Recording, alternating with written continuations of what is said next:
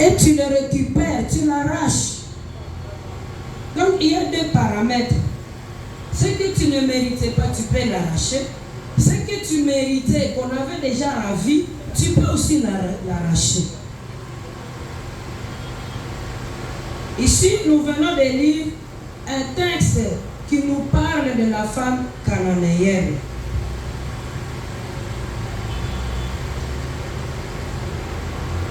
Dans le livre de Nombres, je n'ai pas écrit le verset.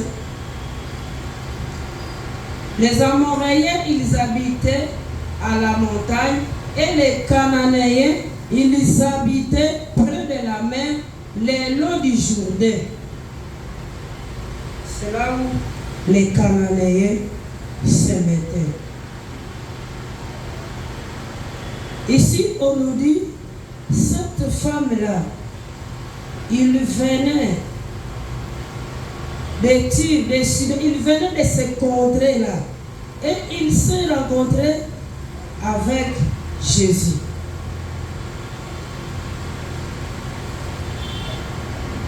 Cette femme cananéenne, elle est descendante des peuples qui occupaient la Palestine et qui était avant la conquête de Josué.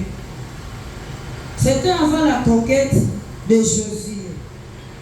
Et ces gens-là, ils étaient considérés comme des agents possibles de corruption pour Israël. Quand tu lis Esdras 9, tu vas voir ce qu'était ce peuple. Donc, les Amoréens, les Cananéens et tous les autres. Et pourtant, cette femme avait même le droit. Il avait même le droit de faire appel au fils de David. Il avait ce droit-là. Nous voyons ici que cette femme, en criant Jésus,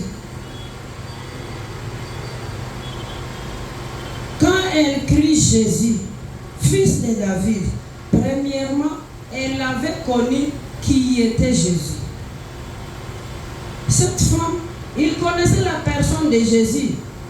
Elle connaissait Jésus, puisque tu ne peux pas crier à quelqu'un que tu ne connais pas. Aie pitié de moi. Tu peux crier devant un fou. Quand il dit aie pitié de moi, il commence à te tabasser. Mais il connaissait Jésus. Il connaissait Jésus. Autrement dit, il connaissait ce dont Jésus est capable et ce dont Jésus était incapable.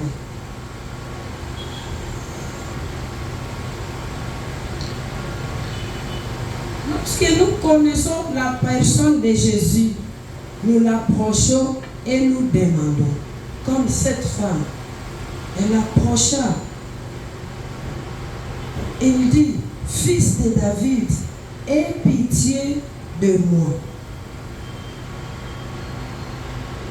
Aie pitié de moi.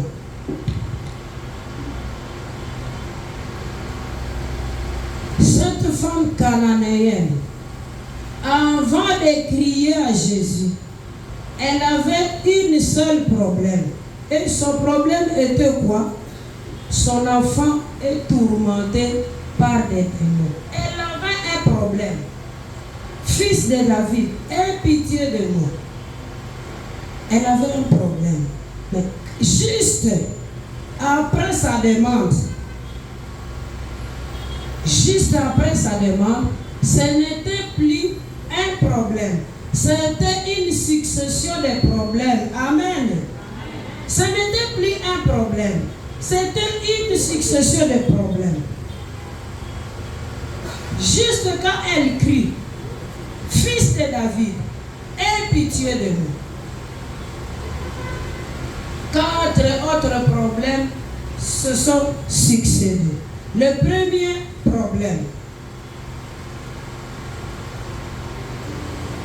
problème, Jésus se méfiait d'elle. Quand nous lisons la Bible, on dit,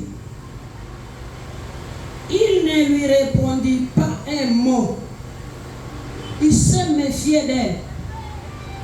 Premier problème qui s'ajoute au premier problème. Donc il a deux problèmes. Deuxième problème.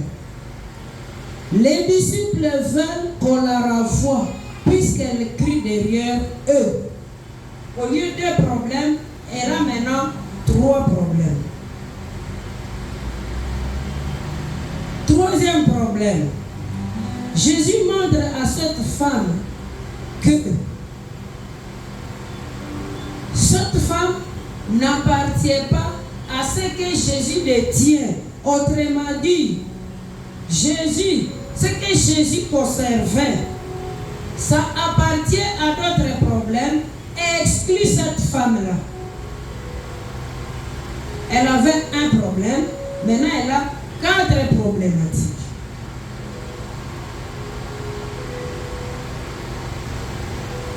Le 4e problème qui s'ajoute dans les 5 problèmes, cette femme est considérée comme un petit chien. Elle qui avait un problème, maintenant elle a 5 problèmes.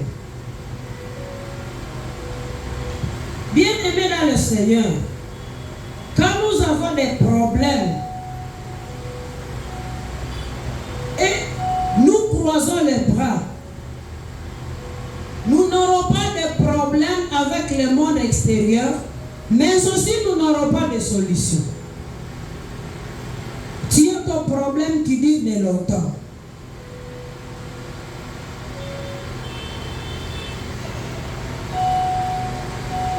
Tu ne fais rien, tu ne pries pas, tu ne secoues nulle part, tu ne demandes à quelqu'un, tu auras seulement ce problème, mais tu n'auras jamais la solution à ce problème. Amen. Amen. Tu resteras avec un problème, mais aussi tu n'auras pas la solution à ce problème. Par contre,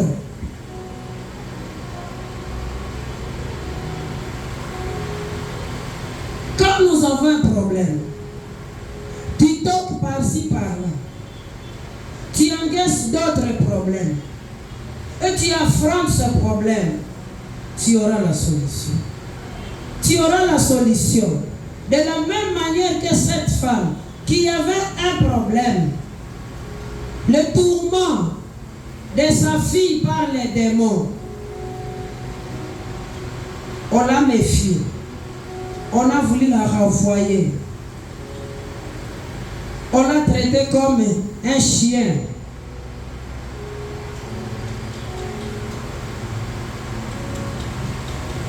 On l'a traité comme un chien. On l'a considéré comme un vaurien.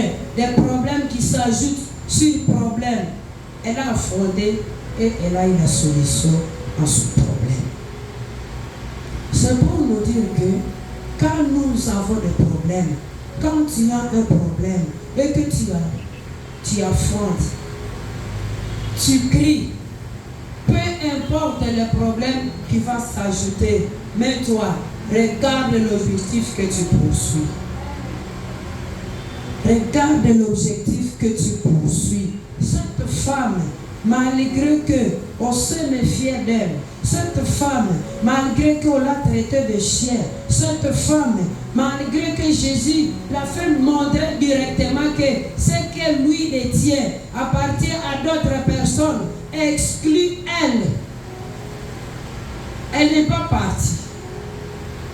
Elle est restée sur place. Puisqu'elle connaissait à qui elle a crié. Elle connaissait à qui elle a crié.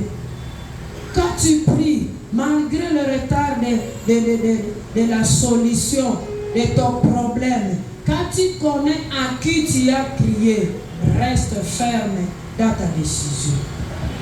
Reste ferme dans ta décision. La chose la plus importante, c'est connaître la capacité de Jésus. C'est connaître que tu es arrivé à la place prévue.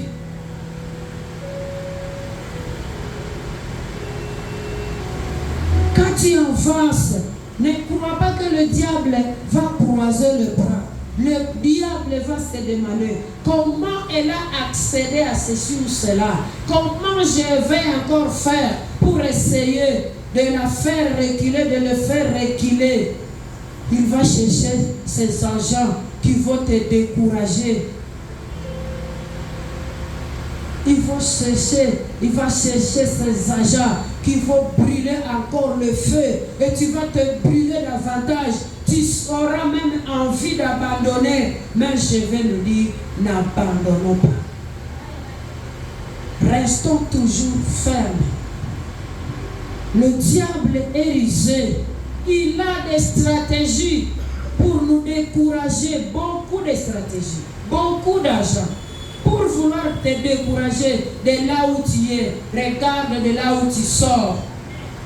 Puisque ce n'est pas de ta force que tu as quitté là où tu étais. Ce n'est pas de ta force, ce que tu es aujourd'hui, c'est Dieu lui-même.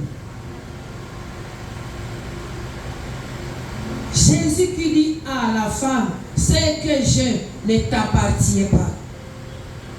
Ce que j'ai ne t'appartient pas. Le diable connaît déjà son arme qui ne suit jamais. Nous les chrétiens, nous avons peur. Nous avons peur de quoi? Des problèmes, d'affronter un problème. C'est encore un problème. Mais nous avons peur de l'affronter. Tu dis, moi aussi je vais me reposer. Peut-être je ne vais pas gêner. Peut-être je ne vais pas lire la Bible. Peut-être. Donc tu crains. Le Seigneur te donne la crainte, la peur d'affronter le problème. Tu dis d'ailleurs, il y a tel qui a le même problème comme moi. Il n'a pas pu arriver au bout. Peut-être moi aussi je ne vais pas arriver au bout. Il te décourage. Mais prenons courage. Ne disons pas, vaut mieux rester avec un problème irrésolu au lieu de 5 problèmes qui seront résolus après 3 mois, 2 mois, 1 mois. Affrontons le problème qui est un. Peu importe le temps qui va s'écouler, les 5 problèmes qui viendront, tous à la fois seront tombés. La femme avait un problème sans solution, mais il avait eu 5 problèmes avec solution. Pour que tous les problèmes trouvent une solution, il y a une stratégie que cette femme a utilisée. Cette femme a utilisé une stratégie. La première chose que cette femme avait fait, cette femme avait la foi à Jésus.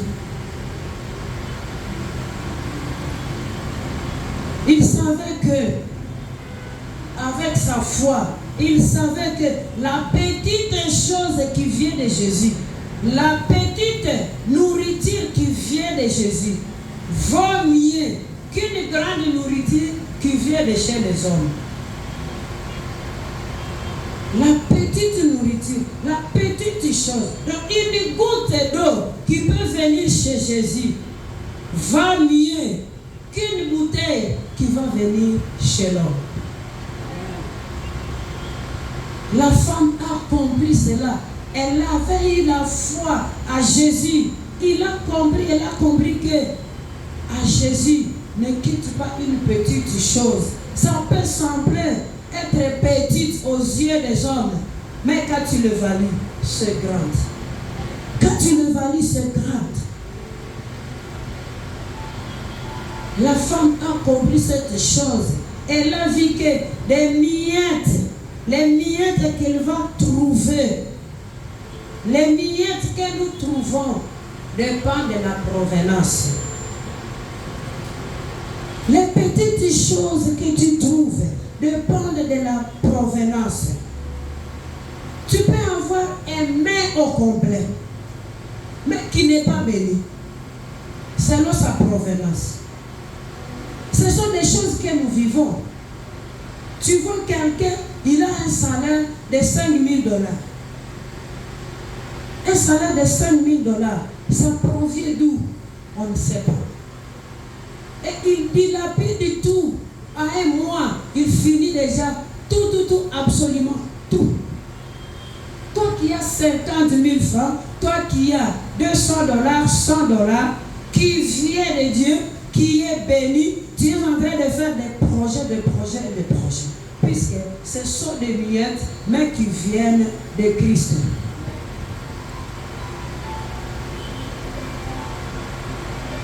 Ce sont des miettes qui viennent de Christ. C'est ce que cette femme a compris. Cette femme a compris. C'est pour cela qu'il a dit à Jésus,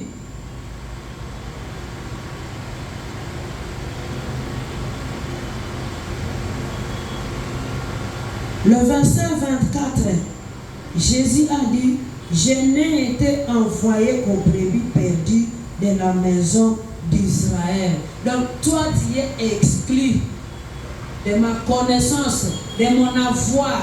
Tu es exclu. C'est pour les brebis d'Israël. Pas toi. Pas toi.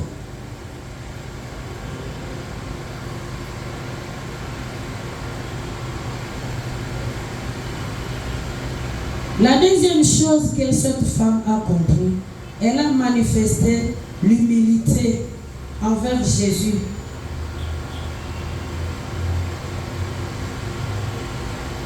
Et je vois que cette humilité est en rapport de ce que cette femme a compris de Jésus.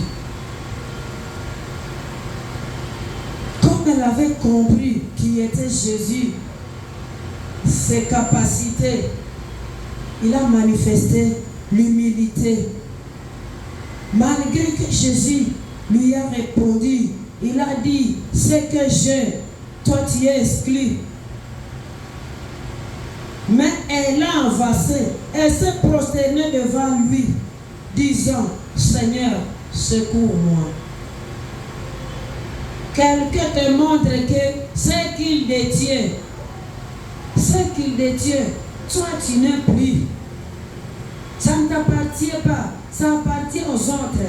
Mais tu viens, tu te prosternes et tu dis, aie pitié de moi. Quelle humilité! Aie pitié de moi. Il y a des choses que nous recevons à cause de l'insistance. Tu insistes, le Seigneur te regarde et dit, ah, je ne serai pas tranquille. C'est comme la femme qui importunait le juge. La Bible nous dit que le juge lui a répondu, puisqu'il a vu que si je ne réponds pas, je n'aurai pas son nom. Elle va me déranger. Que je me débarrasse d'elle. D'abord.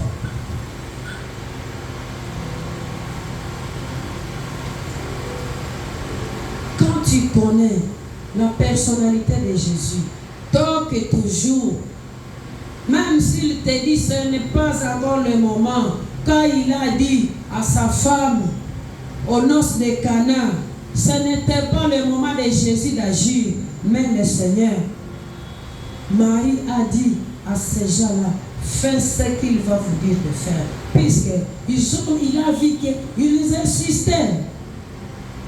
Ils insistaient. Tout ce que nous avons, tout ce dont nous avons besoin, Jésus en a. Il demande notre insistance. Mais parfois nous nous décourageons, parfois nous sommes fatigués, parfois nous croisons le bras, parce que puisque nous nous sentons dans un confort, alors que nous sommes dans le manque. Et tu t'arrêtes, tu dis, ah, d'ailleurs je suis en train de vivre.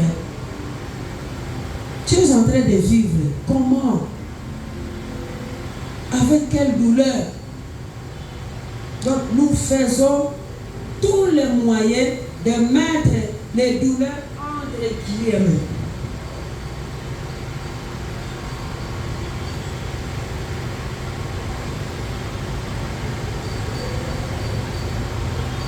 Cette femme a manifesté l'humilité. envers Jésus.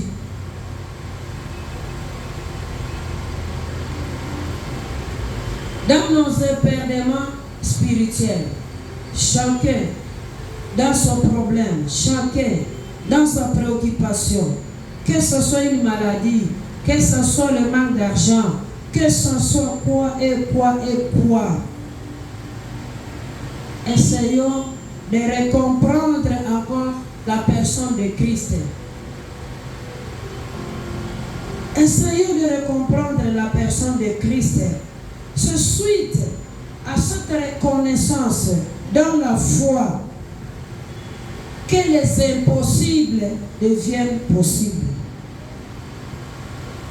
C'est suite seulement à cette reconnaissance. Quand tu reconnais que Dieu est capable, quand tu reconnais qu'il n'a jamais failli, c'est dans cette reconnaissance que tu accèdes à ce que tu cherches. Il suffit seulement d'oublier la personne de Christ. Pouf, nous déstabilisons même ceux qui étaient en voie d'être gagnés.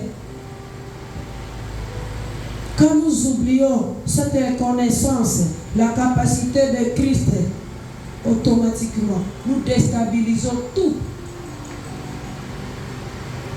C'est comme Pierre, quand il marchait sur les eaux, quand il a essayé d'oublier la reconnaissance, la capacité de Christ, il commençait à noyer. Heureusement, Christ était là, il a secouru. Chaque fois, quand ça barde, quand c'est trop lourd, quand nous sommes au bout de nos forces, regardons seulement la capacité de Christ. Regardons seulement la capacité de Christ. Peu importe les injures, peu importe les années écoulées, peu importe les jeûnes que tu as déjà fait, regarde seulement la capacité de Christ. La troisième stratégie de cette femme, c'est la réponse que cette femme a donnée à Jésus. Et cette réponse, ça exprime les deux choses que nous venons de dire, la foi et l'humilité.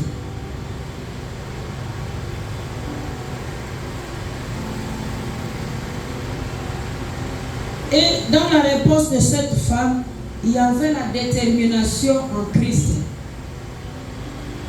Tout ça puisqu'elle avait compris qui est Christ.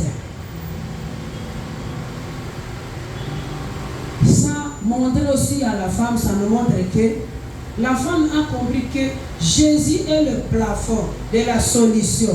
Donc, quand tu es à Jésus, quand tu es chez Jésus, tu n'auras plus rien ailleurs. C'est pourquoi reste seulement là-bas. Reste seulement à Jésus. Tu n'auras plus à gauche, tu n'auras plus à droite. Même tu auras à Jésus. Même si ça traîne, tu auras seulement là-bas. Même si aujourd'hui tu ne vois pas, reste seulement là-bas. Tu verras. Reste seulement là-bas. Tu verras. La femme a compris, la femme a su que même si aujourd'hui Jésus dit, c'est pour les brebis d'Israël, ce que je cherche, je l'aurai ici. Ce que je cherche, je l'aurai ici. Aucune solution en dehors de Christ, c'est pourquoi il a resté là-bas. Même si on l'a traité de chien, elle a resté là-bas. Même si on a dit qu'elle n'est pas digne de recevoir, elle est restée là-bas.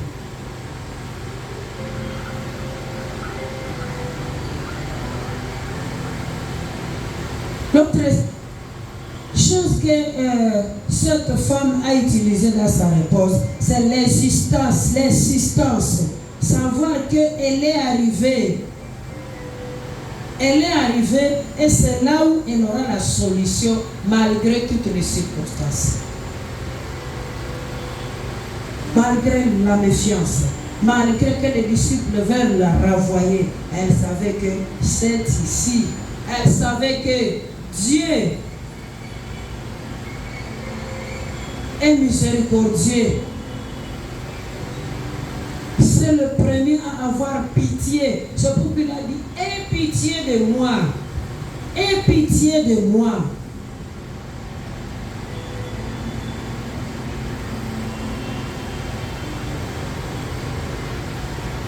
Ça était 5.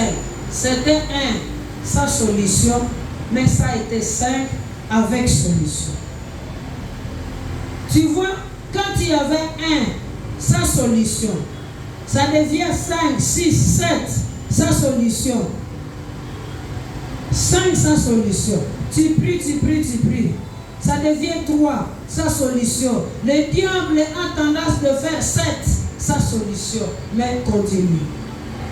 Celui qui a fait tomber 1, 2, pour que ça reste 3, il va encore faire tomber 7, 6, 5, 3, 2, 1, 0.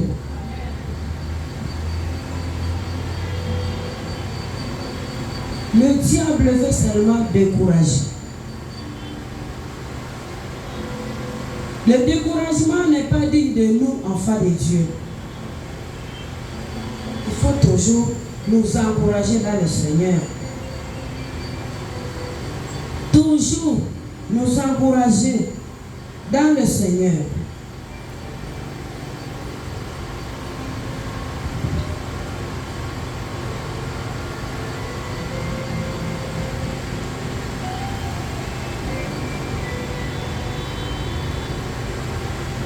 Il répondit, il n'est pas bien de prendre le pain des enfants et de les jeter aux petits chiens.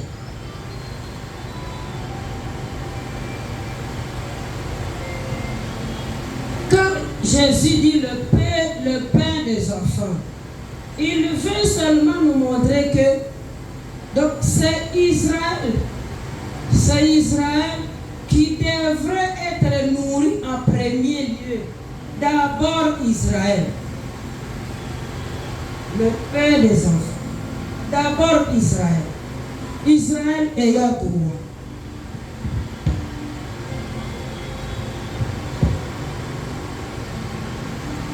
Mais nous avons eu le privilège, quand nous avons accepté Jésus-Christ comme Sauveur et Seigneur, nous aussi, nous sommes devenus des ayants droit.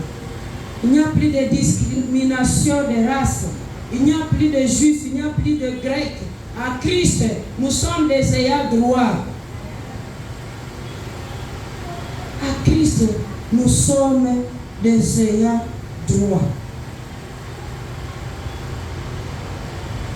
Si le Seigneur a paru indifférent devant cette femme, qu'est-ce que le Seigneur veut nous dire par là? Quand il veut refuser à donner à cette femme ce qu'elle demande, qu'est-ce que le Seigneur veut nous dire par là? Le Seigneur veut seulement nous dire que les pécheurs n'ont pas droit à ce que Dieu détient. Le Seigneur n'a pas droit à ce qui appartient à Dieu. Et d'ailleurs, la Bible nous dit que le péché nous empêche de voir sa face. Le péché nous empêche de l'approcher, de toucher dans ses mains et recevoir de semer quelque chose. Jésus a voulu seulement dire, nous montrer que le péché, le pécheur, ce que lui détient n'appartient pas au pécheur. La femme, il a manifesté que lui aussi connaît Jésus. Il a manifesté, il a dit, fils de David, aie pitié de moi. Fils de David. Mais Jésus, quand il est venu vers la femme, il n'était pas venu vers la femme comme fils de David. Il n'était pas venu comme fils de David, mais il est venu comme celui qui apporte la bénédiction dans le monde entier. Jésus apporte la bénédiction dans le monde entier. Il n'y a pas de limite.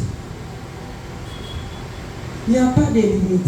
Seulement le pécheur se limite de recevoir ce qui se trouve entre ses mains.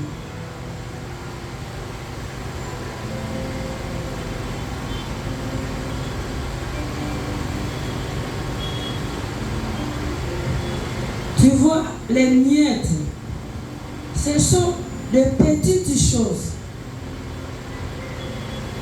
De petites choses, mais qui peuvent être grandes selon ta considération à ces miettes et selon la provenance de ces miettes. Quand la femme dit au Seigneur, dit oui, au verset 27, oui, Seigneur, dit-elle, mais les petits chiens mangent les miettes qui tombent de la table de leur maître.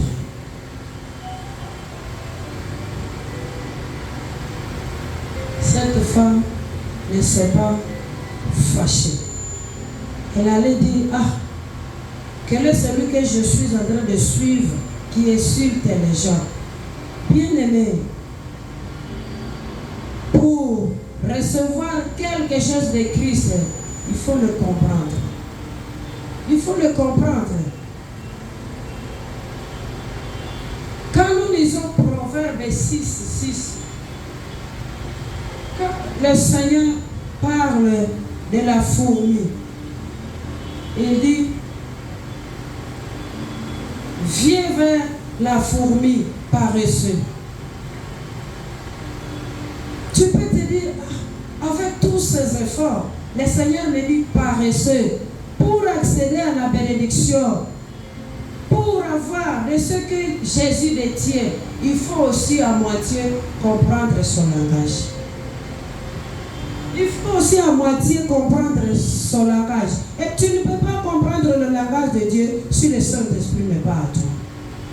Si cette femme a transformé ce que Dieu dit comme chien, il a transformé, il a dit, même le chien peut bénéficier des miettes qui descendent de la table du maître. Il a transformé, il a compris le langage de Christ et il a transformé. Il se dit qu'il n'est pas chien. Quand il mange de ce qui vient de Jésus, tu n'es pas chien. Tu n'es pas chien. Tu es le là droit.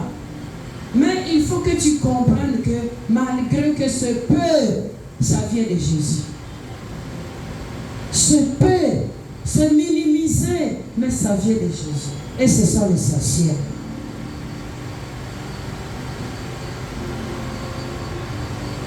Quand Jésus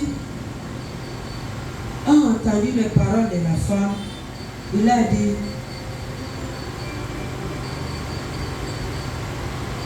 ta foi est grande et qu'il te soit fait comme tu veux.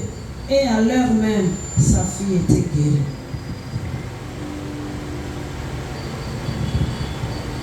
Quand nous essayons de faire le discernement de ce passage, nous verrons que la femme, elle vient recevoir la bénédiction. Après, elle au parcours, c'était comme un entretien qui est caché là-bas. La femme n'a pas eu sa réponse juste quand il a commencé à marchander avec Jésus. C'était à la fin. C'est pour nous dire quoi? Quelque part, le Seigneur, pour nous valider, il nous teste. Il teste notre foi. Il teste notre façon de marcher. Il regarde. À la fin, il voit que tu es digne de recevoir ce que tu cherches de moi et il te donne. Il avait vu que cette femme en avait digne. Il a fait tous les moyens pour que la femme parte la femme n'était pas partie, il dit, je sais que je suis arrivée. Je sais que je suis arrivé dans tout ce que nous faisons. Rassurons-nous que nous sommes arrivés. Et lorsque tu es sûr que tu es arrivé, reste là. Le Seigneur finira par te répondre. Reste là. Pour terminer, nous allons lire le verset aux Romains. Romains chapitre 11. Romains chapitre 11, le verset 11 et 12. J'ai dit donc, est-ce pour tomber qu'ils ont broché loin de là? Mais par leur chute, le salut est devenu accessible aux païens, afin qu'ils fussent excités à la jalousie.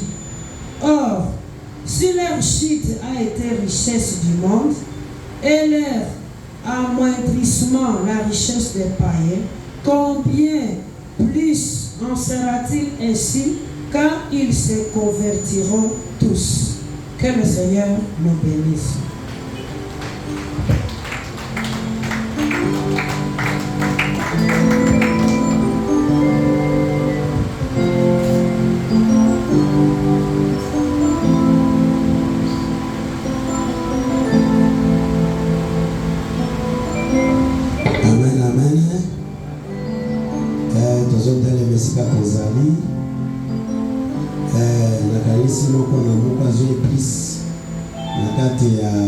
Révélation et ça va nous mettre ici. Tout le temps de mes amis,